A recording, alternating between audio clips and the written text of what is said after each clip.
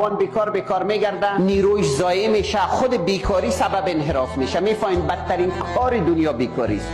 امیال جوانای ما در کشورهای همسایه میرن به یک مزد کم کارهای شاقه میکنن، سنگوری میکنن، کوشش و قلب همه چیز خراب میکنن. باز پیری از اون میاد به اینجا باردوش میشه و نیروی جوانش اونجا مصرف میشه. هیچ کسی برش دلسوزی نداره.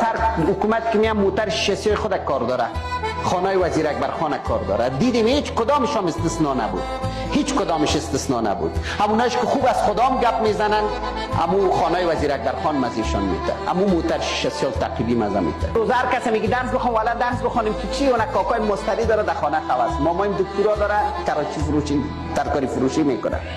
در مکاتب ما چی حالت؟ معلم علت میکنن، دیوالا پان پر است، در 6 ساعت درسی 4 ساعت شبی کار هستن. سیستم جور شوه، اون شاگردی که درس یاد گرفته میتونه درس یاد بگیره، نمیتونه یک مسلک کاری را یاد بگیره. اما والدین گرامی، اگر بزرگایی کار نمیکنه، دولتی کار نمیکنه، ما شما مکتب دست به دست هم بتیم جوان خود کمک کنیم.